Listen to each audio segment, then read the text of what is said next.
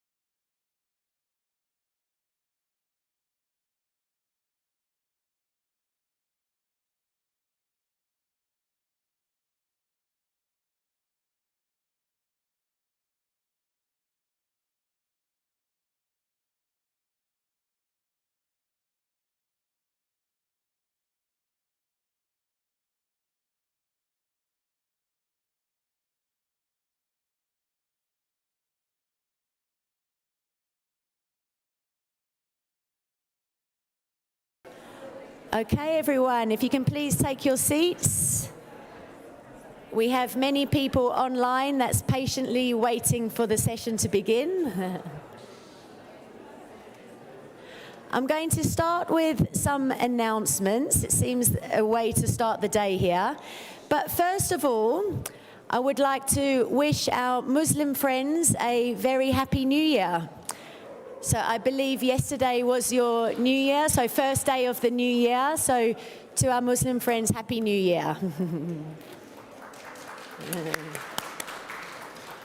Okay, so first of all, just some announcements about this evening's program. We've got 3, or not even 4, very interesting activities going on. One of them is called Apples and Winter. It's a theatre production that will happen in the theatre at 8 p.m. And I'd like to show you a short video clip that will give you an insight into this theatre production. So please, the video, thanks.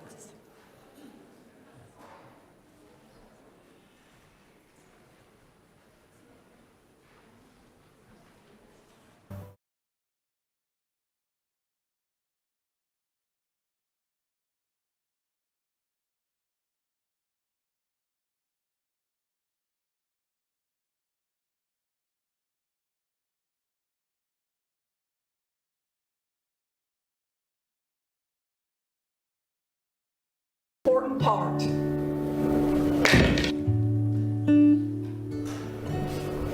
So I give him the money. How could I not? Cinnamon, apples, nutmeg.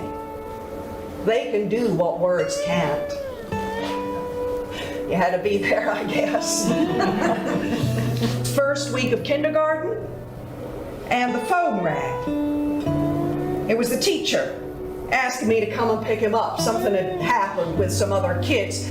Do you think I am some kind of a monster for creating someone who has done what he has done? I'm gonna do a woven top crust. It's not the classic, but it's so pretty. I want more than anything. I need. I'm his mother.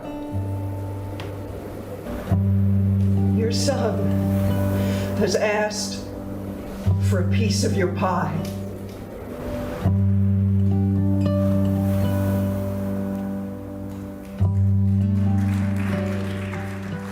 So this powerful production will be held tonight at 8 p.m. and there will be a post-production talk with Joe Berry and Alan Chapman. And also tonight we're showing Close to the Bone, and that will be presented by Mike Brown, a powerful documentary about his journey in Australia with the First Nations peoples. And that will be at 8 p.m. in room 500A. Sorry, Mike? Okay, great. Some Aboriginal elders will introduce the film. Thanks, Mike. And also we have a World Fair tonight. It's starting at 7:30 p.m. So you can have 30 minutes at the World Fair before you go on to the film or the theatre production. And the World Fair will be held in La Belle Epoque, which is just off reception. And that will be at 7:30. If you want to exhibit anything at the World Fair tonight, please see Marta or Nuria. And Nuria's over there, and she'll be standing outside after the plenary, and you can just take your name and explain what you want to present to our participants tonight. And then tomorrow is our cultural evening. So we have a few sign-ups, but for it to be a wonderful occasion, we need a few more of our cultural representatives here to sing or dance or however you wish to present your culture.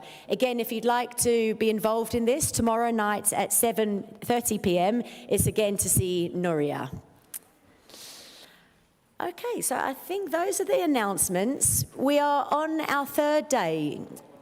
Sven, come up, please.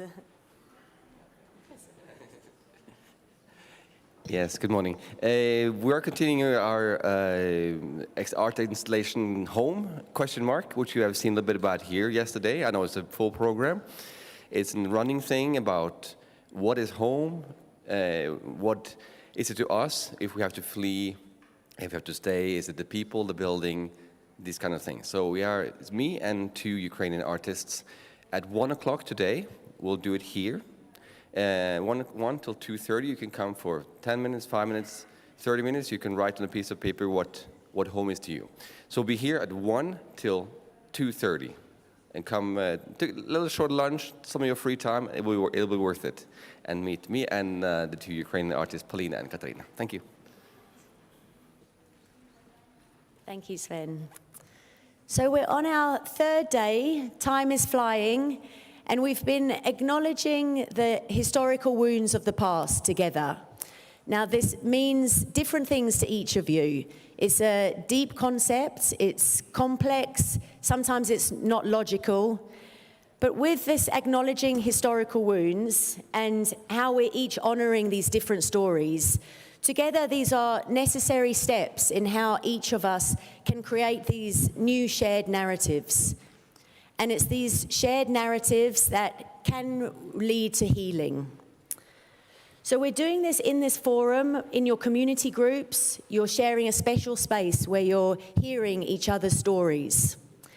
And several workshops are acknowledging the historical wounds and the present wounds in many different cultural and contexts around the world. And in today's session, we're going to explore whether religion can be a source of healing and bridging divides. And we've got 3 special speakers from very different contexts that will share their experiences and insights into healing historical wounds.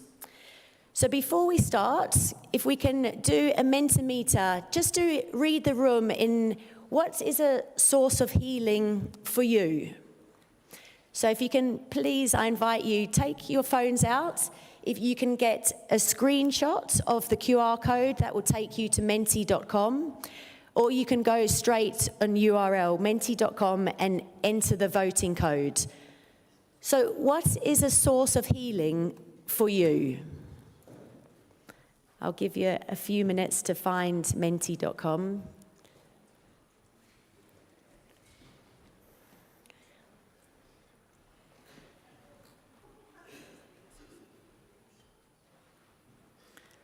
Okay, if we can go to the results page just to see what you're beginning to enter.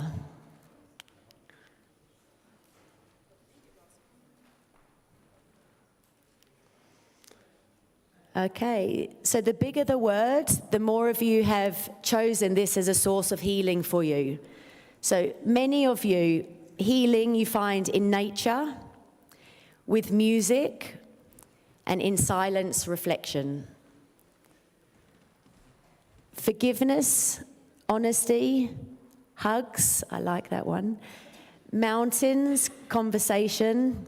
Many of you share faith as a source of healing for you. Faith, yeah.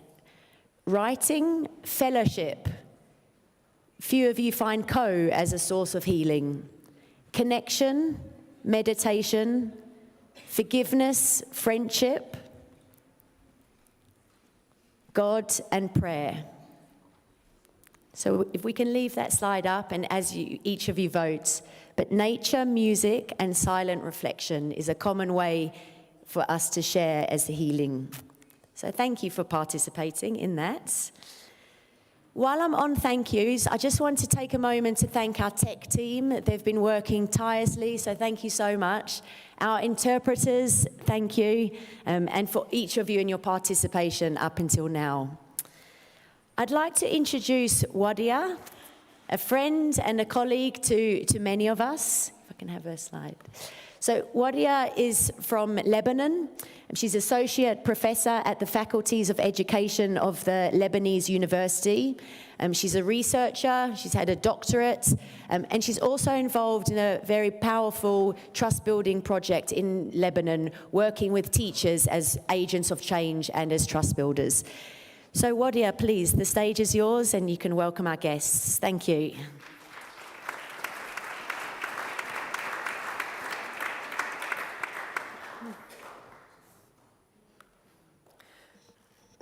I was told I should speak in French, so please.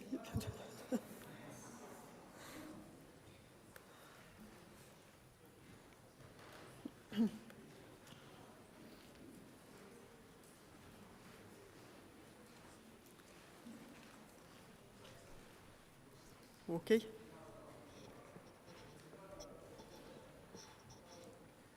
Already? Tout est prêt? D'accord. Given that today we're talking about the role of religions in healing and building bridges, I would like to start by saying that the discussion about religion generally starts with three different ideas. First of all, that of believers who draw meaning from their religion. There are also non-believers who see religion as an abstract or outdated idea. And then finally, there are those who are wary of religion and see it as a source of conflict and misfortune throughout human history. However, whether we like it or not, we are certainly spiritual beings. The vast majority of people identify themselves as adhering to or leaning towards a certain religion. It is therefore inevitable to debate the subject of the role of religions in dividing or healing societies. Religious practitioners, for their part, complain that the media defect and fragmentate realities by constantly seeking scoops focused on terrorists and paedophiles, whilst almost internationally neglecting saving social initiatives animated by religious spirits that can go as far as major sacrifice. For example, the gift of one's own life for the salvation of others. On the other hand, no one can deny that religions throughout history have frequently been instruments of oppression and factors of divisions that have inflicted deep wounds in the memory of mankind, even if some rectify that this was never the fault of their religions, but rather the fact that religion has not been interpreted correctly. In any case, the inclusion of the name of God or the divine in the following statement by St. Paul in his letter to Christians, he said, "For the name of God is for you, for your sake, blasphemy among the nations, as it is written."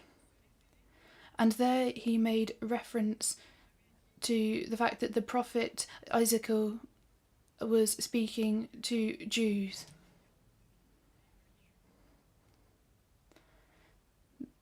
The same words are deserved by all deviants of all religions.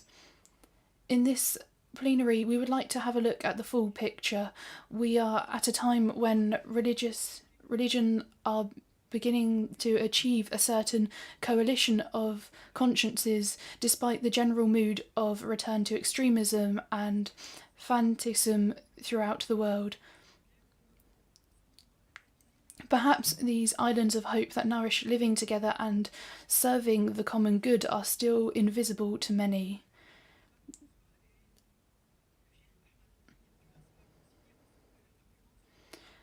There was a document signed for an initiative of brotherhood. So these initiatives engage the consciences of the dialects, and they contribute to the preservation of human dignity and the environment.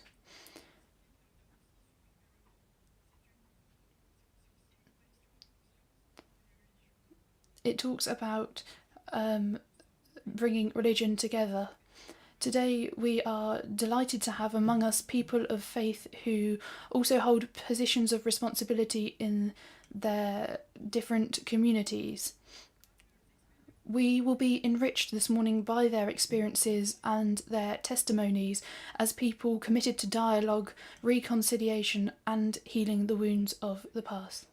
So I have the pleasure of welcoming Mr. Michel Anouan, who is from Lebanon, Dr. Ebba Houthert, and Venerable Galante Damamanda from Sri Lanka.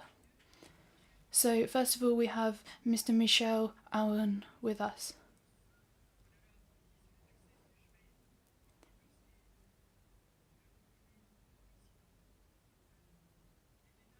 Who's going to talk about the Bible.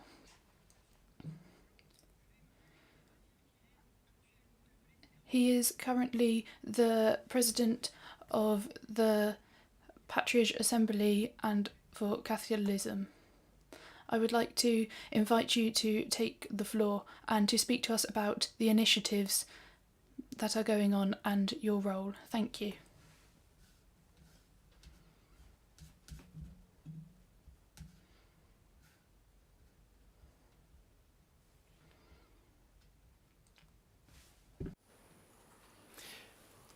Bonjour tout le monde. Bonjour. Hello everybody. Thank you very much for inviting me here today.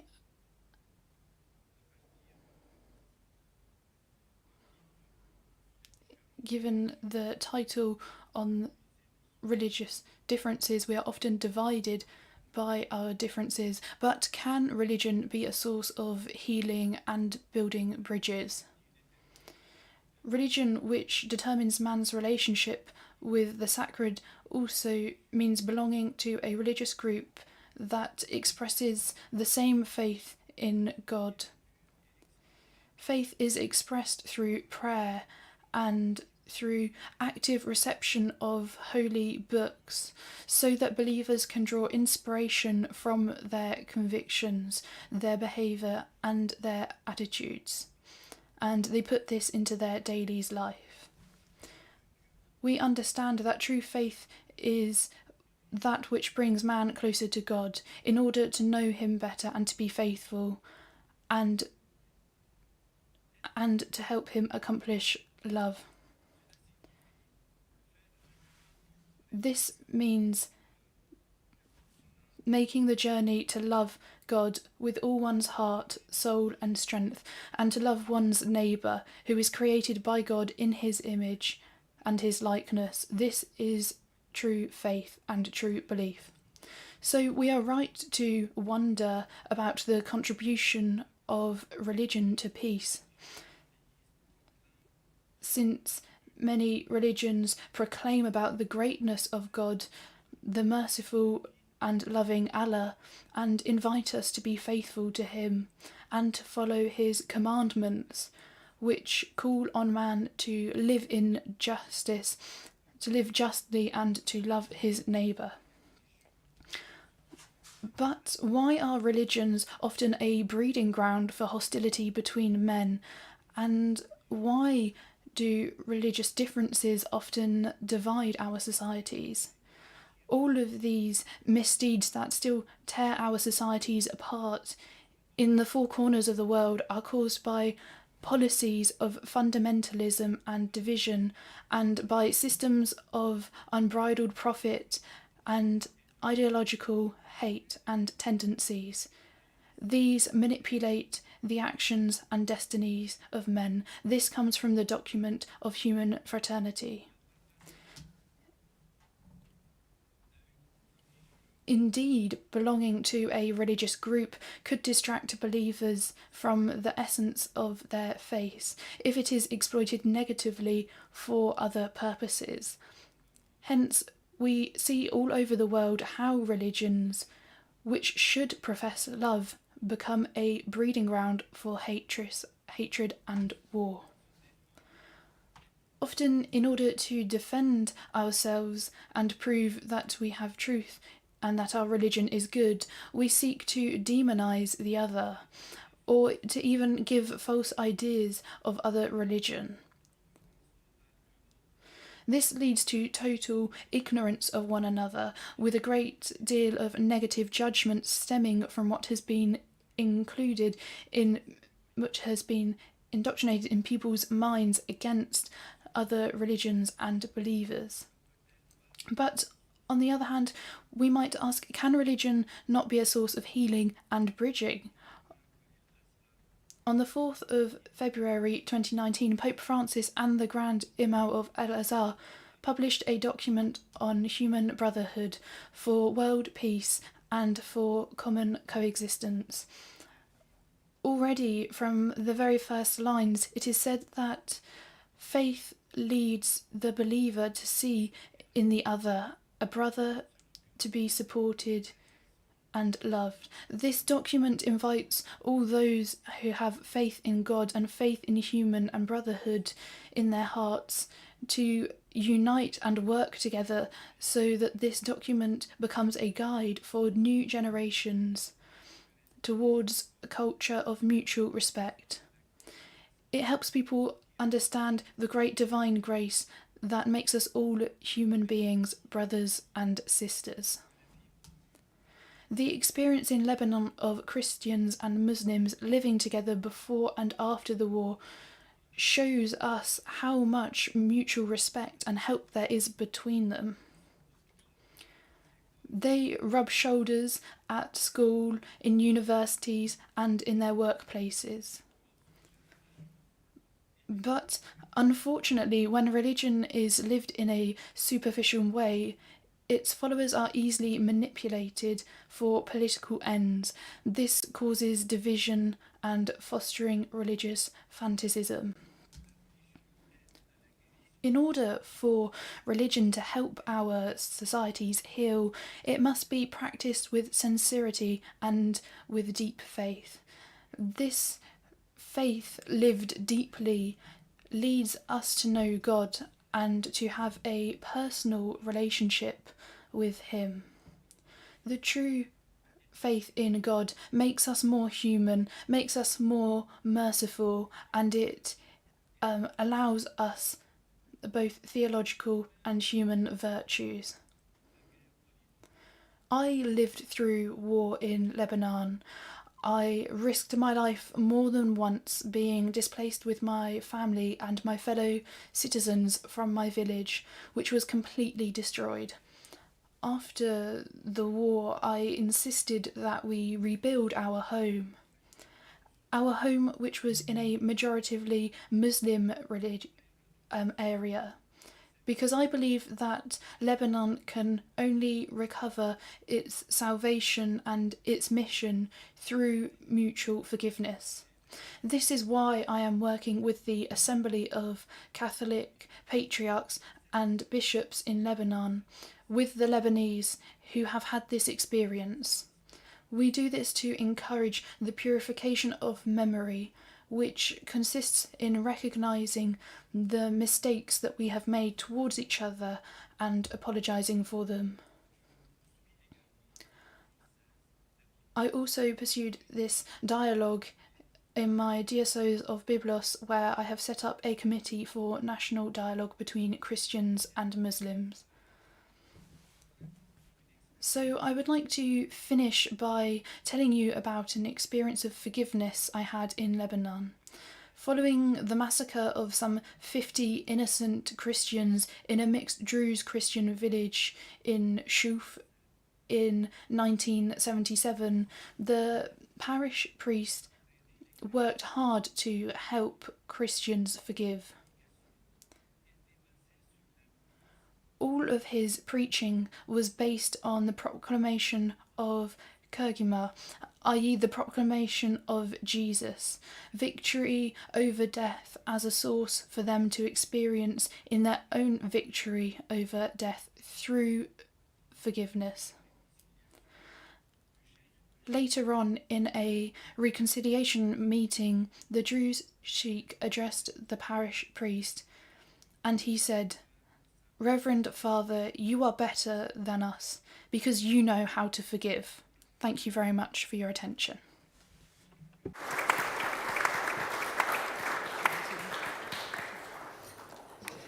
Thank you, Monseigneur, for sharing your vision of faith and how it is put in practice. Merci, Monseigneur, d'avoir partagé votre... Thank you very much for sharing your experiences and how this helps us all. I would now like to pass the floor over to Dr. Iba. She is a faculty member at the Harvard Medical School, and she practices pediatric endocrinology and diabetes. She is the founding president of the Hassan Health Foundation, an educational organisation spreading the philosophy of her late father. The floor is over to you. Thank you.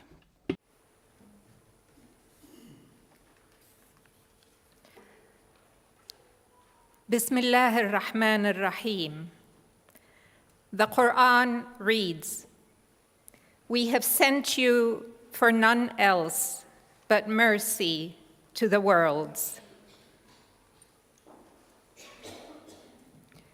I grew up in a Muslim home of love. My father walked the talk, east and west, in war and in peace. Towards the end of his life, he worked with people of other faiths to establish the Interfaith Council of Southern California, the Interfaith Center to Reverse the Arms Race, and the Interfaith Community for Justice and Peace. At my father's funeral, I was reminded that God has a plan for each of us, and that my time was running out.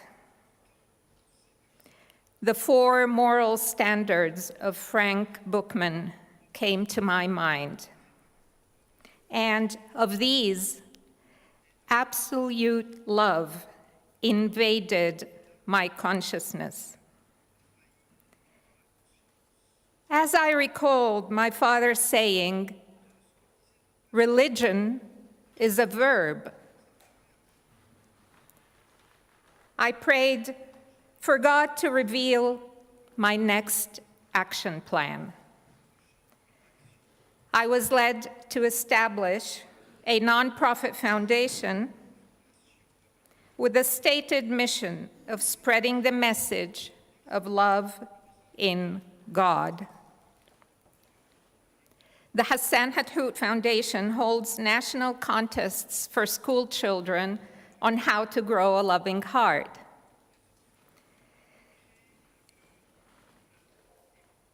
And multi-faith dialogues about bridging divides, for which we chose a title that was born here in Caux, For the Love of Tomorrow. After a decade of building interfaith community and solidarity in the Southern California area, the pandemic put us at a standstill. Mostly, we were alone and at home, and this provided ample opportunity for quiet time. That got me thinking about ways in which faith can help social healing and community, even in solitude. In his last book, Audible Silence, my father described quiet time as a time when ideas and insights condense on the slate of the mind like dewdrops. In my view, belief in the divine can promote reconciliation by nurturing individual healing within each of us during quiet time, through the common values that our different religions embrace. For that fasting month of Ramadan, our adult son returned to online classes, and because the mosques were closed during COVID, we did long nightly prayers at home. The word spread, and a trickle of people of faith and of no faith started visiting to pray or reflect. They were a mosaic of cultures, including Hollywood celebrities. All sat on our prayer rugs, eager for something I couldn't put in words. Many have changed. Some adopted a faith. There wasn't a microphone or a stage or a pulpit. Yet, in the true essence of today's theme, it was a way for people from different backgrounds and traditions to come together, to reflect on their purpose in this world and the communities they'd like to be a part of. Of course, when thinking about global healing, we cannot forget future generations. As many have noticed, youth from different backgrounds are resorting to extremism and violence in the name of religion, while many are distancing themselves from God altogether. Last year, For the Love of Tomorrow returned to its public venue with a theme about the new generation's relationship to faith. Our speakers included the young as well as the seasoned. Youth were forefront and center. As leaders in religious communities, we felt we had to step out of our cocoons and take ownership of where we failed and in what areas we could improve to create room for conversation with God in spaces that are more inclusive and relevant. Today, the global stage has taken us on a roller coaster. From a war against a virus to many wars against humanity. Much of our existence is shackled by fear, violence, and misinformation. I shall end with my father's verse. Friends in faith, rise while you still have a choice. On the wings of love, soar above. And sing with your hearts, not only your voice. God is love, God is love, God is love. Thank you.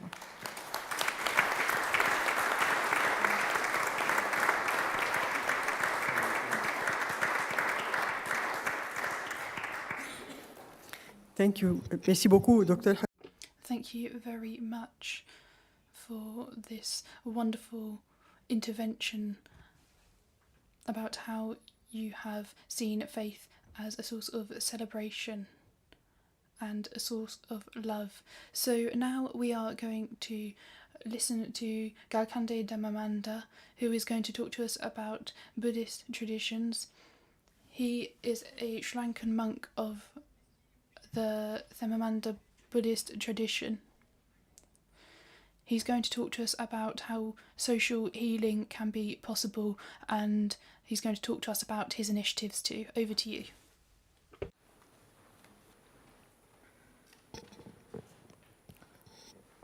Good morning. I will try to address the theme based on my training and some personal experience.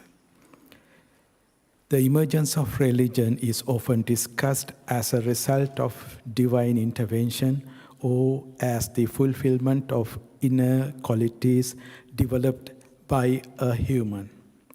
This is how religions themselves narrate their emergence.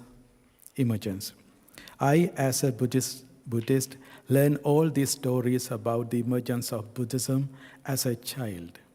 However, later I learned almost all religions have emerged in societies that were facing huge conflicts, wars, and oppression. It is the same for Buddhism as well. When we examine the teaching of religions, we can see that they have tried, directly or indirectly, to provide solace and healing messages to address the existing conflicts at the time of their emergence and to heal those who were affected. When I became a monk, I learned all these teachings that comes in Buddhism in my classroom. One such advanced learning was the conditional genesis theory, or the dependent origination theory that comes in Buddhism. According to this theory, everything is conditioned by various causes and factors. So everything is changing, everything is interconnected and interdependent. Nothing in this world is absolute. Thank you.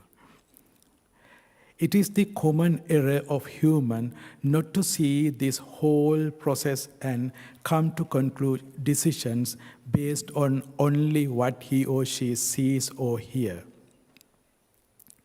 Another fascinating teaching was the loving kindness meditation and compassion meditation. There I learned to develop love and care to myself, my loved ones, indifferent people, and then to the conflicting individuals, peoples. Even though I learned all these very valuable teachings in my training, my role as a monk was primarily to do rituals, offer various pujas, and then deliver sermons. It was the high time of the conflict in Sri Lanka.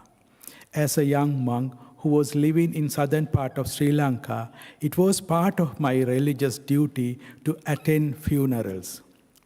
So I attended many funerals of soldiers who died in the conflict. In most of these places, I heard almost the same kind of sermon by the monks. The soldier who died in the action is a hero who sacrificed his life to safeguard the country. And those who were responsible for their deaths were terrorists. I did not see that conditional genesis theory or loving kindness is in application in those sermons. It was in 1992. My elder brother was serving as a police officer in eastern part of Sri Lanka. It was his duty to go for patrolling the main road in the early morning before opening the roads for people to commute. That is where we lost him. Again, in his funeral, I heard the same sermon. My brother was a hero, and those who were responsible were terrorists. Now, I am with the pain of losing my elder brother. I didn't know how to overcome it. I have learned in loving kindness meditation to develop love and care to the conflicting person. However, I didn't know how to develop loving kindness to a terrorist.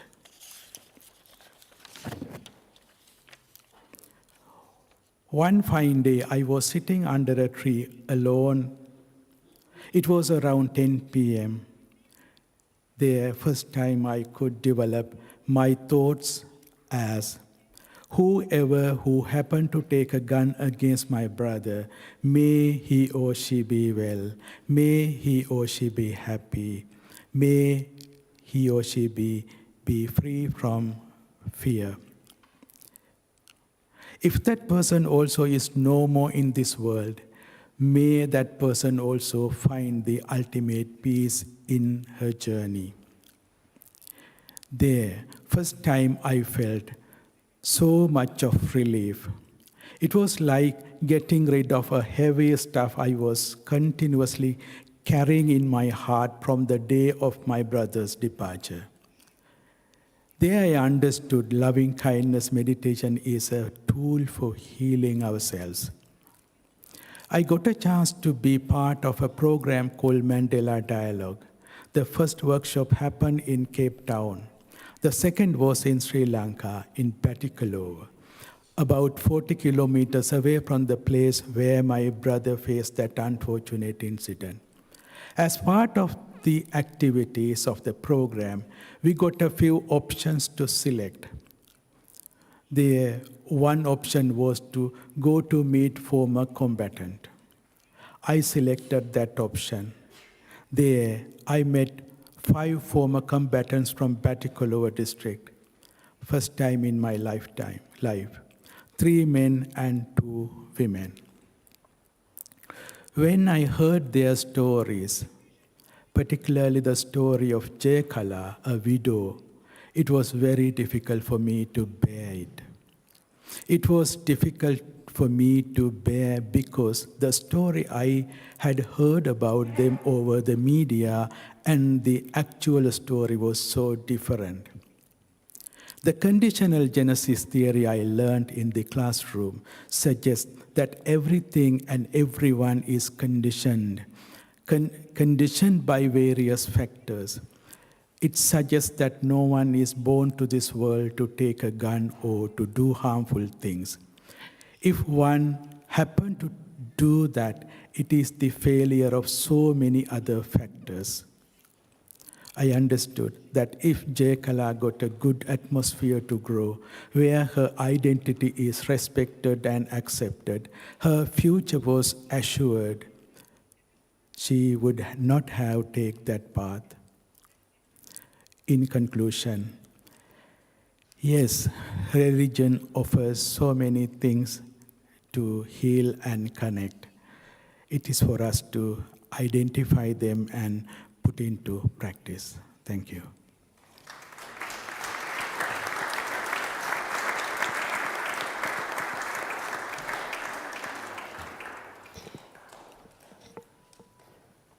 Thank you so much, Venerable, for sharing and opening up to your own personal experience of dealing with the loss of your elder brother.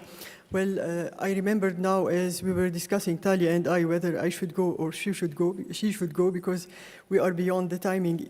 That I'll continue in English because now we'll move to English in the questions also. I remembered that when I was in Action for Life 1, the leadership training program in India and Southeast Asia, I was really full of myself. I was 20 years old and thinking that I know everything and I don't need anyone to teach me something new, and especially those strange religions of the East.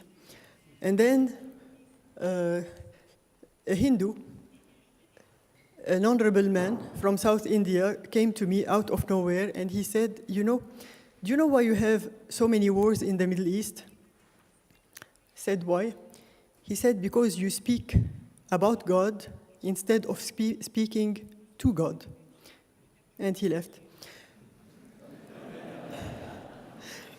And ever since, I transmit this wisdom to all my students.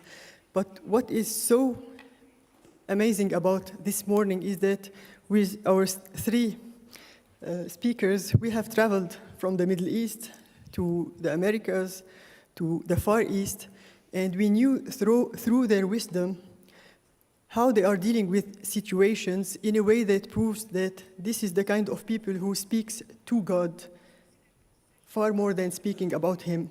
And that's from their fruits that we can know them.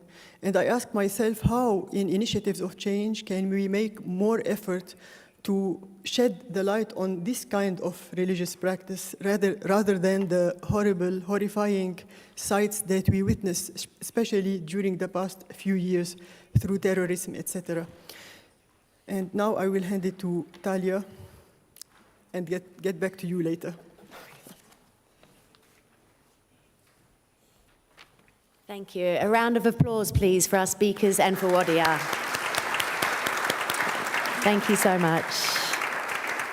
Our conversation will continue, but please, for what we've heard, let's remain in silence for a moment to take what each of our speakers has given us into our hearts. Thank you.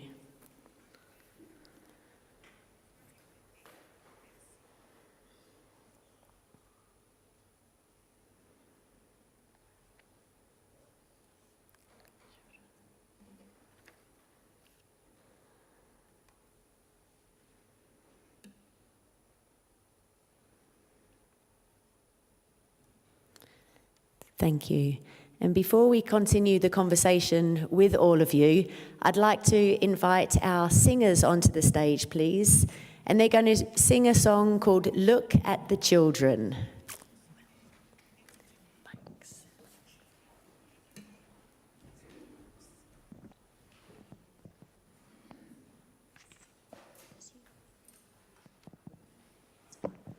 Hello. Today it's just me.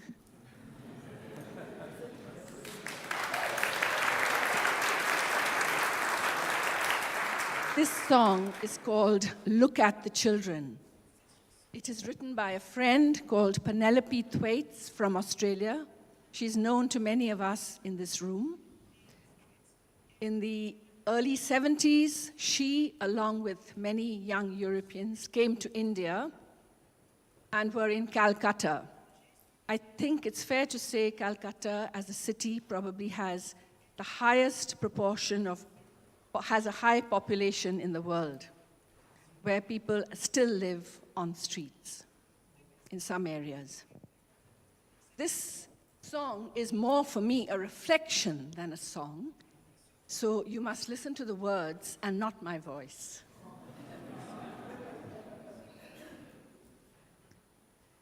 Look at the children down in the street, dust in their hair and dust on their feet, light in their eyes, expectant and free, jumping and running to their destiny.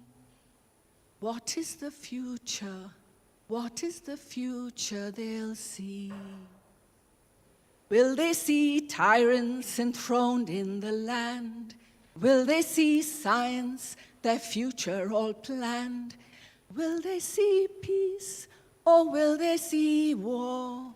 Will they hear famine knocking at the door? What is the future? What is the future they'll see?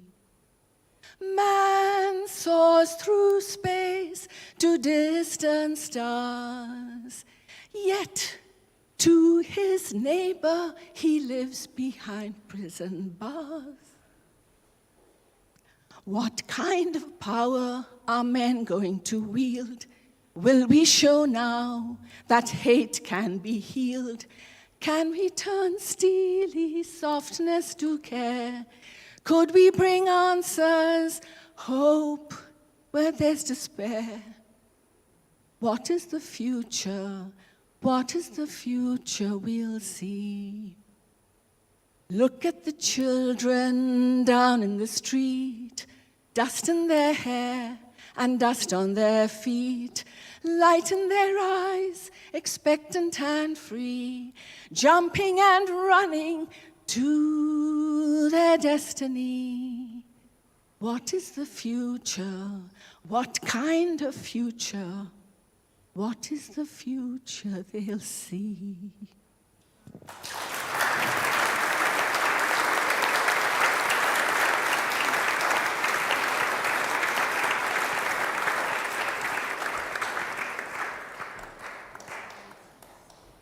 Thank you, Christine, and thank you for all the elders you represent. We are very blessed to gain more and more in wisdom. And as we said, like the more we meet people and the more we travel, we gain in wisdom and lose in ignorance and arrogance. So this is our blessing.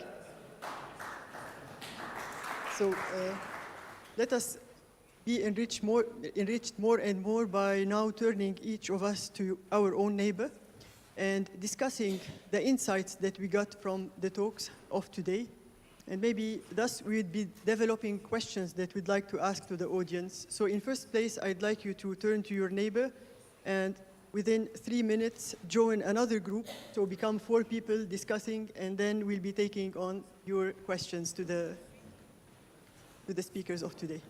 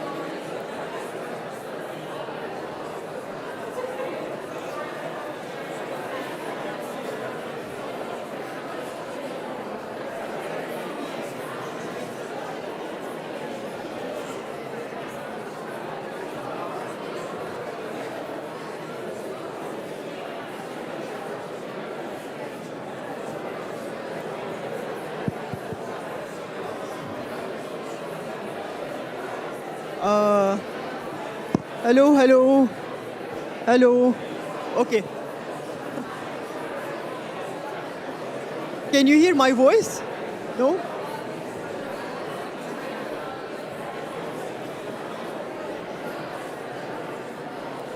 I wonder how to bring them back. Okay, it's time. Maybe I should do this. Okay. كثير محمسين الجماعة شو؟ بالساعة بس هو حاطين لنا الساعة على أسئلة وإجابات.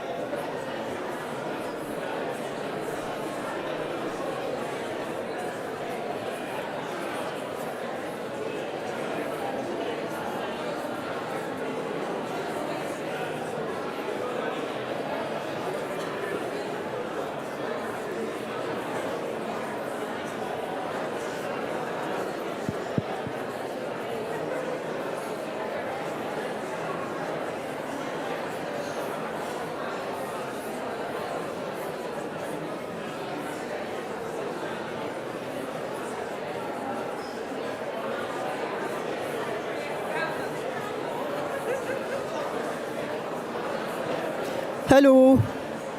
Can we get back? Are you hearing my voice clearly? No? It's not on, I guess.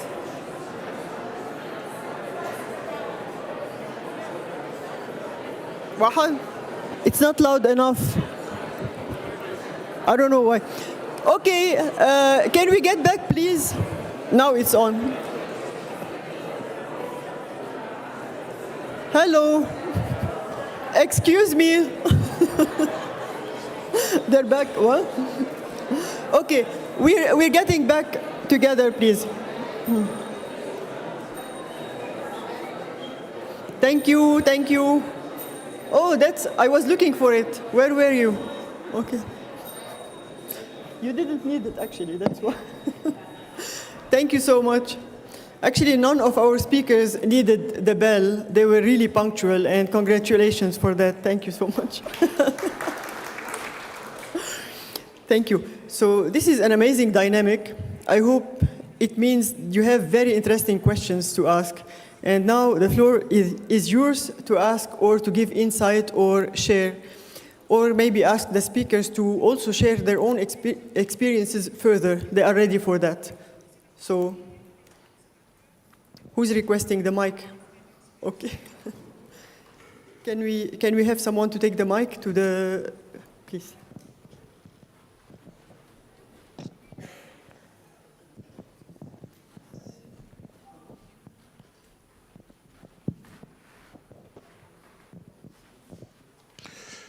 Je vais parler en français, donc.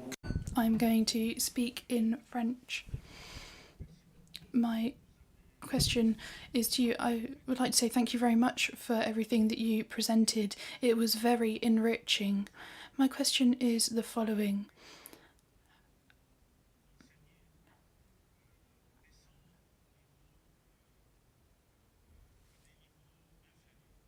How are we able to take on what you've taught us and bring it down to our level? Because in general, you're sort of the elite, but how can somebody like me receive this message? What do I need to do to be able to transport this message at my level? Thank you. Merci Assad. Thank you very much, Asahad. I think that it's a long path to take. You must use all of the means possible. When I'm speaking as a Christian.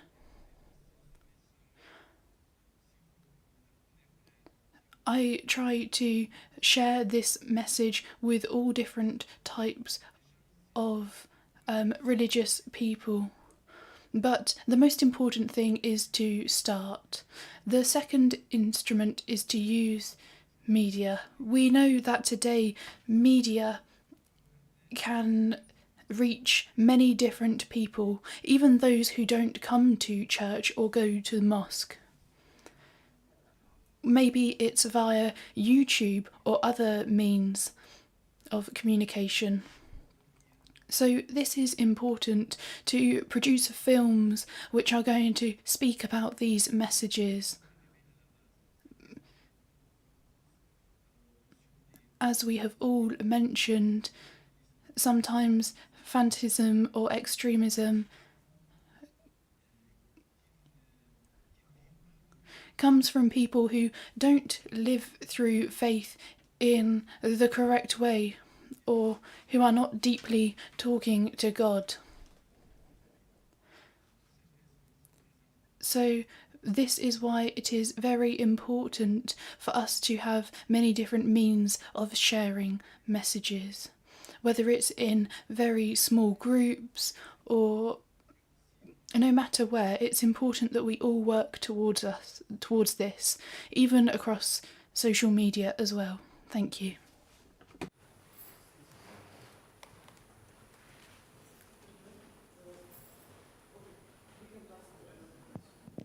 Okay, we'll try to open the floor for the maximum questions. Okay, I'll proceed geographically. Okay, we'll start from here. Okay, and then with Andrew and then Mary. Okay, I saw you. Thank you so much for the chance. We cannot hear your voice yet. Thank you so much for the opportunity and for the chance. And actually, when 4 of you were speaking, it was excellent. The only challenge that I observe from the faith-based group, I come from South Sudan, whereby we are dominated by the faith, Christian faith and Muslim faith. But what we have observed from the faith-based leaders, what they said and what they do are a little bit different.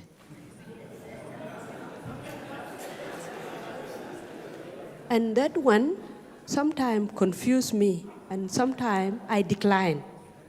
I try different churches, and I fail to understand where is the truth. Because the Bible said, tell the truth, and the truth will set you free. And then love your neighbor like yourself. And even when it comes to just small things like scholarship for students and children, you will see them, they are not doing right thing. And when you see the Muslim faith, because Sudan was dominated by the Muslim, and then they were fight South Sudan in the name of Allah, and they had something called jihad, and they destroy the whole country. And now again, they destroy the whole Sudan, and they are Muslim faith, and they are dominant.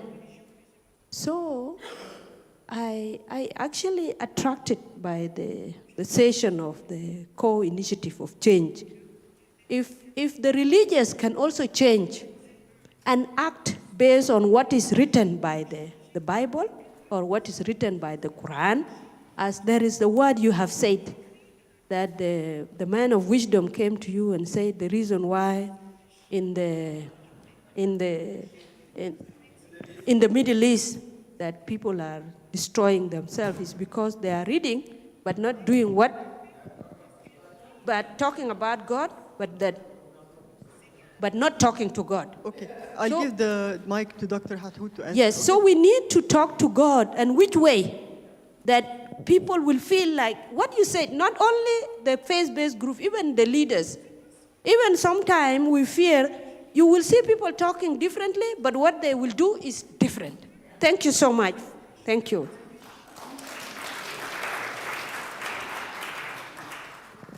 Thank you for this very vibrant topic. So, for all faiths in the audience, I needn't remind you that committing crime in the name of religion is not unique to one religion. As we have seen historically in the times of the Crusades and what the Pope answered, saying, the work that you have done, the church sees the work of the devil. So, unfortunately, the Middle East is not foreign to all Abrahamic faiths, be that Judaism, Christianity, or Islam, being misinterpreted and utilized with a cloak of religion, utilizing fervor to oppress people.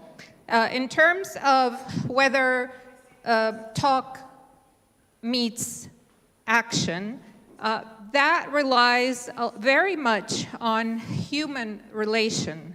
So I would urge people in any conflict, as we have seen, to start making friends. So, for example, I'm at Harvard, where students are taught when they first join, go and talk to someone from an opposite point of view. If you're a Democrat, go talk to a Republican. If you're a conservative Christian, go talk to a Muslim or an atheist or someone from a different religion. We need this communication to understand each other. As far as the most powerful weapon any leaders in a religious community can use against violence is to utilize their own text, their own scripture, to their own people. And certainly I know of many stories of people of faith that have applied this. Love your enemy, and some of them are Muslim, and I have stories to share with that too. The Muslims also feel very persecuted in many countries in the world, and that mutual reciprocity of humanity raises people above the level of prejudice to the level of we are talking to the same God, and I wonder how he feels. So for the Jews, how would Moses feel if his 10 commandments are being abandoned by Jews killing people? For Muslims, how would Muhammad feel if the Quranic message of whoever saves a life, it is as though he saved all mankind, isn't acted upon, and let alone for Christians who fight in the name of religion, and Jesus was, God is love. So I think the personal communications and the open-mindedness, let no one in any conflict in this room think they are alone. People are suffering in Palestine, people are suffering in the rest of North Africa and the Middle East, people are suffering in the Ukraine, people are suffering in America, people are suffering all over the world. And so I find it more helpful for us not to emphasize and build hatred and prejudice within us because, oh, how come those people are not fair? Remember, everybody has their own journey, and they will reach God at their time. And some people who are very prejudiced now may change. Thank you.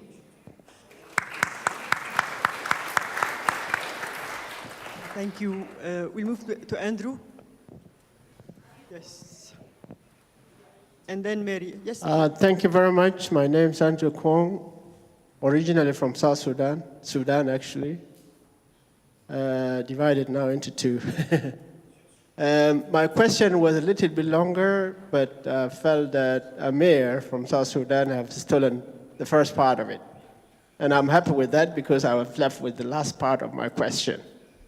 In my thinking, I think that all the wounds we are trying to heal in this conference basically are religious being used by politicians. And it become religious war in the term that if I give you an example of Sudan, Amir was right, because when we grew up as children, we could see only the Sudanese forces when they do all these atrocities, they in the name of Allah, Allahu Akbar, Allahu Akbar. And then when we came to schools and I begin to discuss with my fellow students, then we begin to say, well, how could I convert myself to Islam when you are killing us? Now when I became a grown-up person and I became a politician, I think that religious activities have been taken by politicians and they are misusing them. Because when I grew up with Sudanese, the nice people of the world, Muslims, they will take you as their son, as I once been taken by some family, and I grew up with them, and I feel comfortable. They even allow me to go to the church. So I found the difference between what the politics is doing and what the Muslim people were doing. Muslim people were very nice people. So I felt that politics have used the religion for their own advantage. As religious leaders, is it not about time we begin to tell the politician, don't use the religion because we know what religion is for your political interests? Thank you.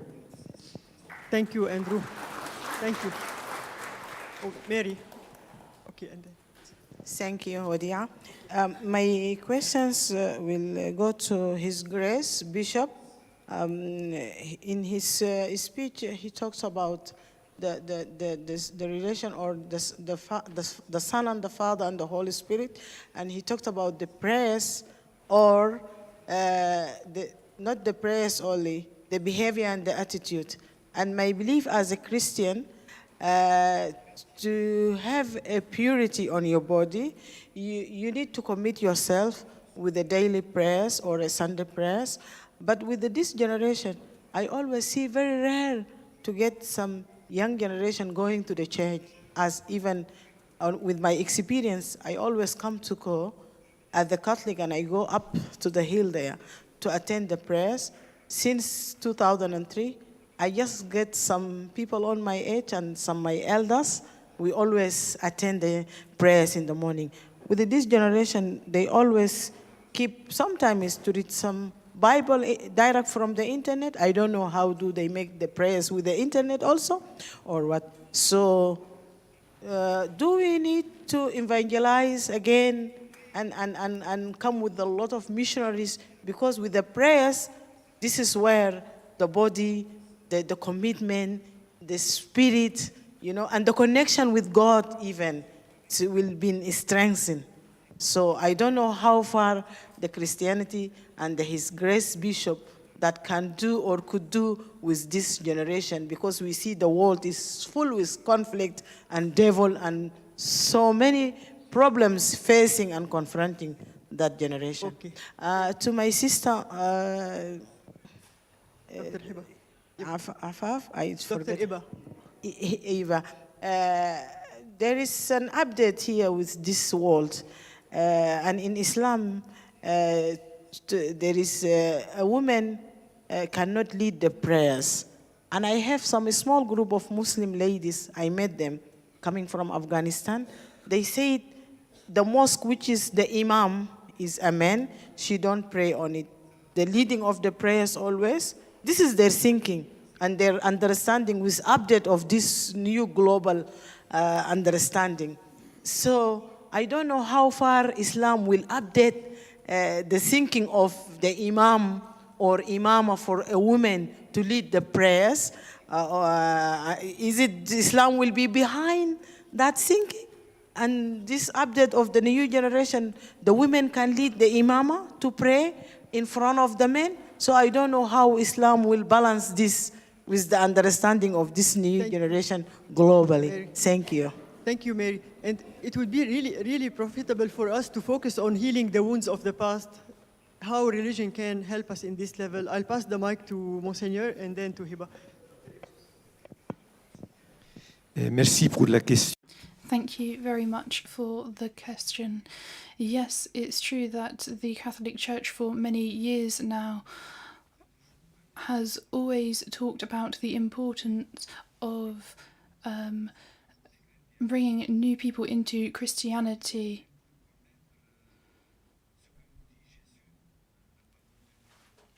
We need to be sharing the word of God. So I would like to give you 2 examples which could be helpful. First of all, during my time when I was studying, I knew the way Caux Ketmatan, which was a Catholic movement which is held all around the world. We tried to rediscover our faith, not just to be Christian, because we are Christians, but to be Christians who are trying to understand. Christians who can shed light on the world. And we wanted to see how can we take this path so that children grow up in a healthy, loving atmosphere, so that they can have a true experience of faith. And we tried to engage young people into faith. Also, for example, when the Catholic Church was taking on young people,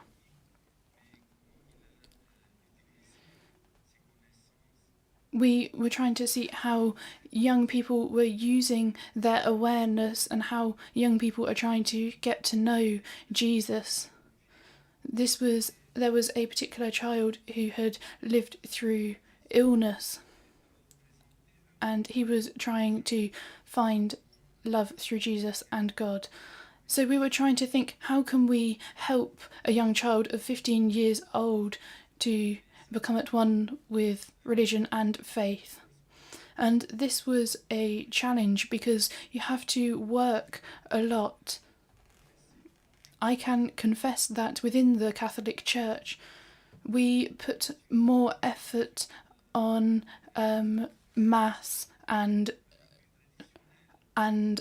traditions within faith, but we forget that we must actually reach out.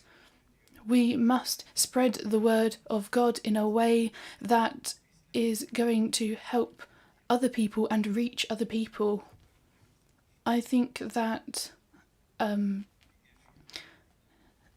this is something that we need to continue to work on. So let me clarify, I am by no means a scholar of religion, so that's a disclaimer. I am a physician and I've been focusing on protecting life for my 30-year career. However, I would like to notify the audience that in America we have women who lead Muslim prayers. We have mosques that are run by women leading men. Sometimes people confuse religion with culture, and I needn't elaborate on how many variations of the theme we have seen. So one other clarification I'd like to make. For me personally, as a Muslim, it is not my desire that more people turn to Muslims or convert.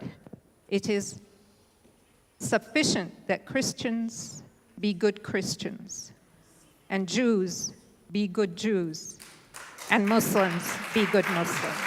Thank you. There was a young lady here in the middle who raised her hand. Otherwise, we'll go to the monsieur at the end. Okay. Okay. And then to you, and then to this part of the... Thank. Okay. Mohan. To Mohan. No, he will start at the end, but if you hand the microphone to Mohan, he will go next. Yes, please, please. Okay. Is it me now? Yes. Thank you. My name is Hashim Douale. I am with a delegation, Nabat Uriye, in our language, peace facilitators. Thank you. It is good thinking.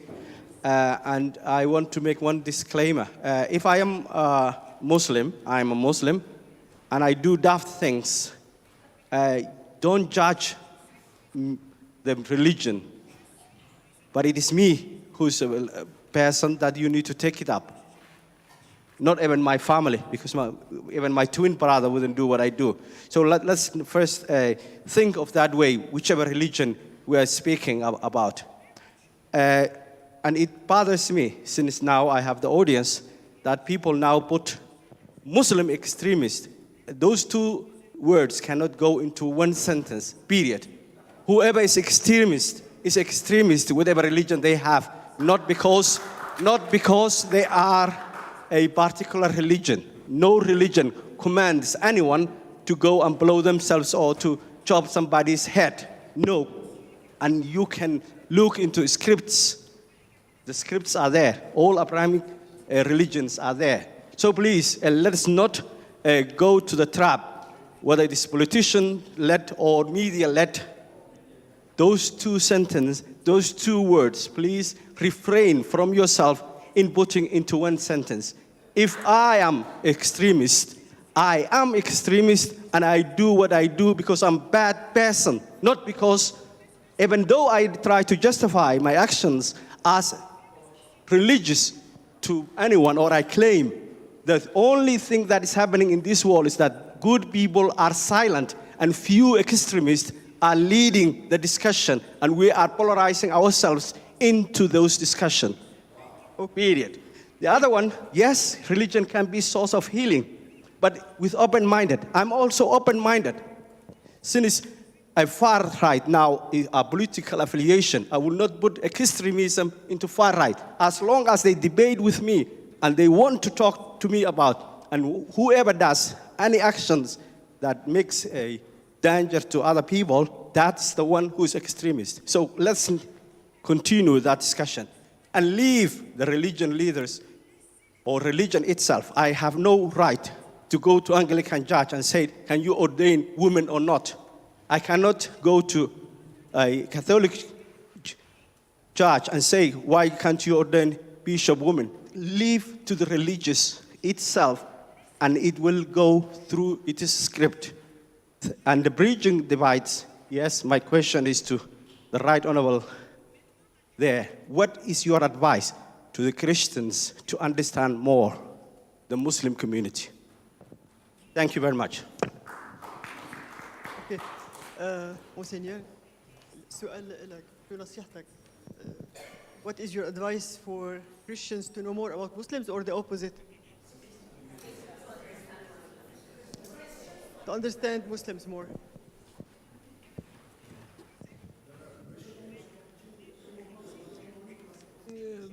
Moi, je dirais, c'est très important que I would like to say that it's very important that those who are responsible for leading religion, for example, just like the Pope usually does in the Catholic Church, when he asks people to forgive, he's asking everybody to forgive those who have committed errors.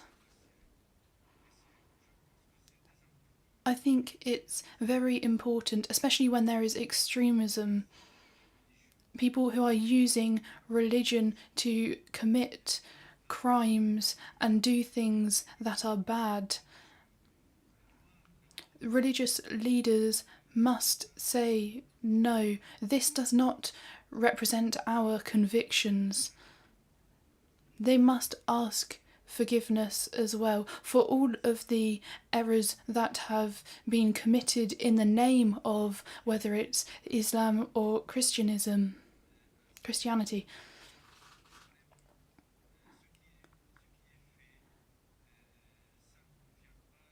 What has been done through extremism is not true faith. It's people who are instrumentalizing faith to do bad things, but that does not represent true faith. We can hear you. Okay.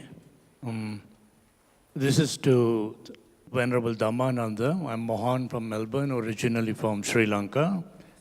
Thank you for the bridge building that you are doing in Sri Lanka, and also for my own personal story and experience, because the mainstream news from Sri Lanka is about religion and politics being almost like one.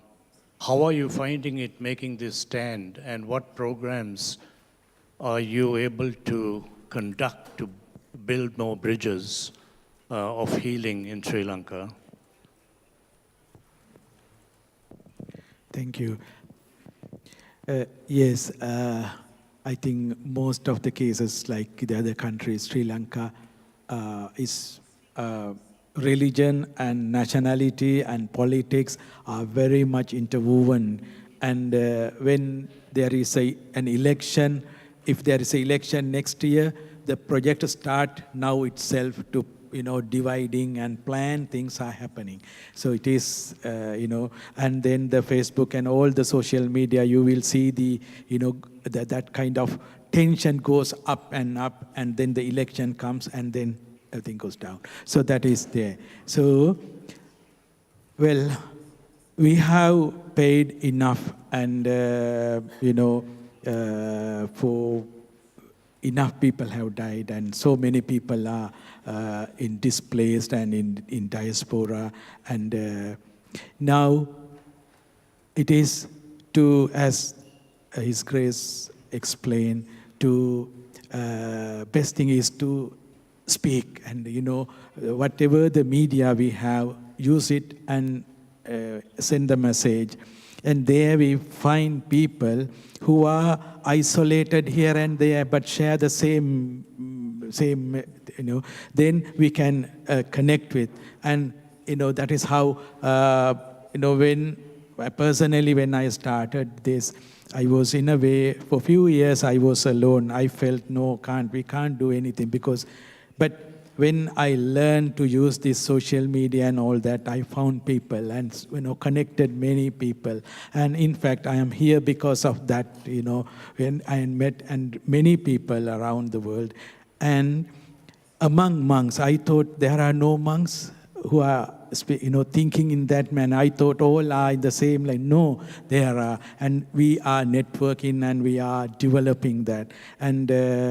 And connecting with the, those people who are marginalized and, very, in few weeks' time, there will be a march from Mana to Matale that is the 200 years of so-called Indian Tamil people have been brought to Sri Lanka, just 200.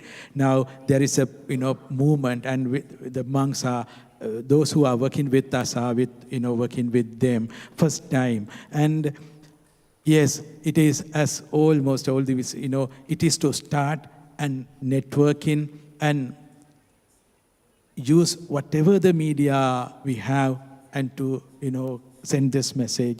There are people, and yes, we can think of positively, and we can make the change. It is our duty to continue the work. Yes, that is how. And connecting with people, already I met people from here, and more and more people coming together and change the what is projected and what is actually has to. No, it is our duty to change this. So whatever the way we can connect with people and networking and continue the work, that is what I am. Well, we still have many questions, and the time is past. One more question, but there are like 7 at least. Let's start. Sorry, I already have the microphone. Sorry for the others. So this is Munir from Sudan. Thank you for all your presentation. And I just want to clarify something, and then I have one question for all of you, is that I believe that the religion is not the source of the problem, but the misinterpretation and how the religion instrumentalized or used for the political reasons, as what's happening in Sudan and what happened before that separate us as Sudanese from South Sudan, and this is very unfortunate. And and also the religion is the way that it's just to find your way to God, like to be connected with God. This is what I believe also. So it doesn't matter, as you said, Dr. Hiba, it's not a question of you are a Muslim, you are a Christian, whatever. So you find your way to be connected with the God, and to be connected with the God, it's mean connected to the all people and love. So my question is, there is just one story that I want to share quickly. In a Sufi, there is a prophet that going around the village, and he saw someone praying. And but in different way, it was a weird way, not the way that we used to pray. And he asked him, "What are you doing?" He said, "I'm praying." And he said, "No, it's not that way. Come and I will learn you how to pray." So when he did that, after a few days, he has a dream that an angel told him that why you talk with this person. He was really connected with God. And now when you came, he trying to be connected, but he couldn't. So, so it's when you find your way to be connected with God, this is the main thing that we have to do. And the question is, as I believe that the misinterpretation is the problem of the religion. And when I have this discussion with people who are anti-religion, and they said, okay, if the religion is not existed, so we will not misinterpret it. So it's better not to have the religion, so it will be fine. So maybe I have an answer, but I want to listen from you, all of you, to be able to have more insights about this question. Thank you so much. Whom do you choose to start with? I will be very happy to hear it from all of them. No, you choose. Thank you.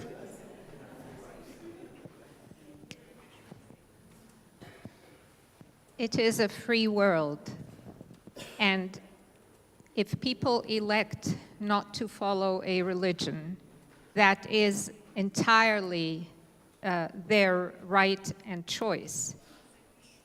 I think out of love, some who feel the sweetness of connectedness to God wish that people they love share it.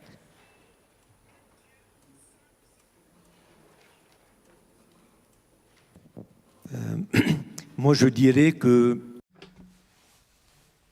I would like to say that, first of all, you have to work very hard for this. What is most important is to be patriotic than to be part of a religion.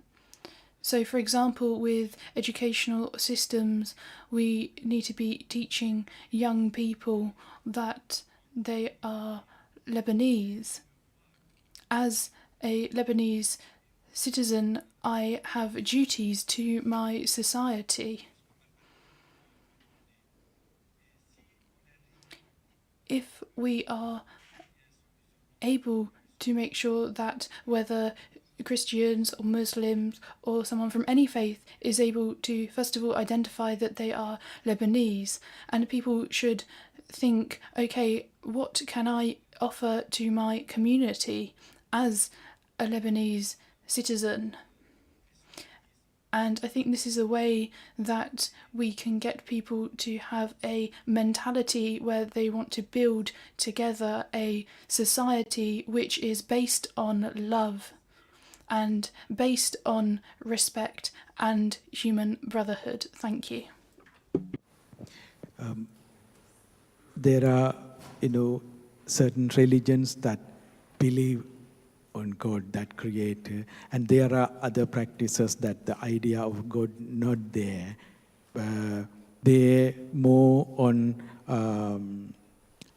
developing your mindfulness and compassion, and to share and understand, as I shared in my presentation, that we are interconnected and interdependent, and then I cannot be happy unless the others are happy, and that kind of connectedness.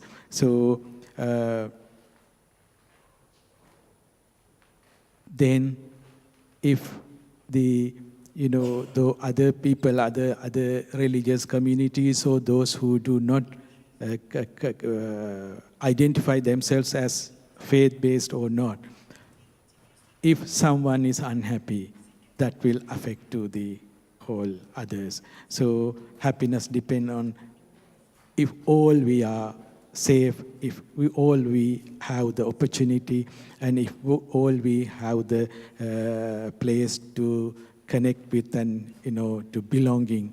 And if we come to that level, I think these religious identities or such kind of won't be a problem. That is how I see. I don't know whether I answered your question. That is how I see. Yeah. Thank you. Well, Talia and I, by telepathy, we decided to take one more question from this side, just to share geographically, and then all the other questions are welcome to come directly to the speakers, because we're really at the end of time, isn't it? I'm really sorry about that, but the dynamic today was beyond expectation. Good morning. My name is Arshot Enbelian. I'm from Beirut, Lebanon. I'm here for the Armenian Kurdish Turkish. I'm wearing that hat, but back in home, I wear different hat. I work for World Vision. It's an international NGO, and I'm the Faith and Development Coordinator. So I work closely with Christian and Muslim faith leaders across the 18 denominations. And I want to ask a question on specific divide. We agree or not, we like it or not, there is a big divide because of bad practice from religion or faith leaders or faith actors. So this divide is between FBOs, faith-based organizations, and institutions, agencies, and systems. So my question is, are you taking ownership of this divide itself, which is real? Because in my work, I find resistance to create partnership with institutions who lost trust in religion and vice versa. So are you being mindful? Because we know that the social protection responsibility that's being owned on the field right now is by these institutions, or by these agencies. So the church, the Muslim institutions, what are your plans practically in order to dismantle this divide? Because whether we agree or not, this divide exists. And if we want for faith or religion to be a source of healing and bridging, we need to be mindful of this divide and work hand in hand. Because the reality right now on the ground is that everyone wants to do their own business and they don't want to work together on these issues. Okay. So your question is more about how to practically bridge this divide between institutions, civil agencies, society, and FBOs, faith leaders. So I can only speak from what I've witnessed and seen in America. And in America, the crisis is not Muslim versus Christian. The crisis is more, does God exist? And can we pray in public? It is a very different dynamic than what is portrayed in the Middle East. What I have seen is that when Muslim leaders and Christian leaders and Jewish leaders get together, they accomplish things that we did in Los Angeles, which is the Interfaith Council of Southern California, the Interfaith Council to Reverse the Arms Race, and the Interfaith Communities United for Justice and Peace. And it took a while because there were Jews and Christians and Muslims, and we insisted that for there to be peace, justice needs to come first. So I believe these efforts are happening in America.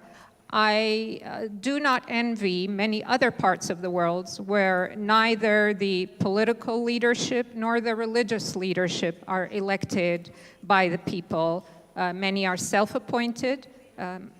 I would preface that in Islam in particular, we have no clergy for the majority of Muslims, so nobody can claim to represent Islam. It's a direct relation between us and God, which has opened the field for some to claim it. So again, my advice would be use the role models that have worked. It was Christians and Jews that protected our mosque in Los Angeles when 9/11 happened.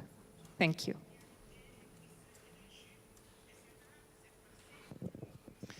Bien, moi j'aimerais donner. I would like to give a little story about how me as a bishop, how I have been able to speak between Muslims and Christians. In order to always have a continued dialogue and to show all of the population, not just those who come from the Diaz, but across all of Lebanon, we must always show this aspect of living together, conviviality. I put in place a national committee for dialogue for Christians and Muslims. And in this committee, there were not just people who were only Christian or Muslims, but there were also those people who give funds and those people who are interested in politics as well. There is the executive committee who are at the moment starting to prepare a congress which is going to be held on the 22nd of October. This is the national festival for the Pope John Paul II. When there are incidents where there is something that the Christians or the Muslims believe was held against each other, what we can say is that we always need to communicate and we need to always highlight the importance of living together. I think that dialogue and meeting and talking allows us to respond to situations of crises, and it also allows us to share hope and love and brotherhoodness. This is what faith is about, not about problems. The reality is that this type of dialogue and discussions are able to help us overcome many different problems. Thank you. Yes, as you mentioned, the institutions, the way it works, the institutions.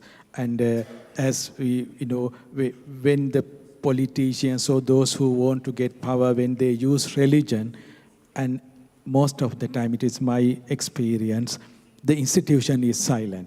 And they don't say, no, this is not Buddhism, this is not Christian, they are silent. So in a way, these institutions, even though we share certain very, valuable teachings here, sometimes the institutions does not do their role properly, and do not stand, based on their religious teachings. That is the problem that we are facing. Sometimes who are working with the community and with other religious leaders, we have this kind of tension, whether to be away from the institution and individually work with the people who are sharing similar views from various religious backgrounds and from those do not identify themselves with a religion, or we have to be with the institution and to change the institution. So that is the kind of challenge we are, debate we are having. And based on my experience, we as an institution, we have kind of higher, always respected. When I go there somewhere, I will be given the highest chair and that kind of thing. That humility is not there, and always that is power is there, and then the other powers connect with, and then it is serving each other. The power, that is. So it will be a continuous struggle, but I know always to be with people and humble, and there we meet so many people from cutting across those religious backgrounds, people who share similar views. I think if we empower, if we become the majority, I'm sure the institutions will have to change. That is how I see. Thank you so much. Well, with our three speakers today, we tried to shed the light on the huge disparity between a superficial or an abusive use of religion and the practice and the incarnation of one's faith in action. And we saw a sample. And of course, as we realized and as we all know, there's lots of work to be done in collaboration, and whatever we feel is lacking, it means we are meant to initiate it, and we start it. And we are all open to that, of course, since we are also originally a faith-based movement, even though we have evolved, but still we have faith as the core. I'd like to encourage the people who still have questions to come to the speakers and ask them directly, and then I'll hold it now to Talia to conclude, and you can come for more questions. Thank you. Thank you very much to our speakers, to Wadia, and for each of you for a very thoughtful session. We're going to go to our community groups now. I would like to thank Ira for playing her beautiful piano music, and she's going to see us out as we make our way to community groups. So thank you very much, everyone. And a reminder to please sign up to workshops. The workshops are running today and tomorrow. The sign up is on floor 300. Enjoy the rest of your day, and thank you. Thank you again.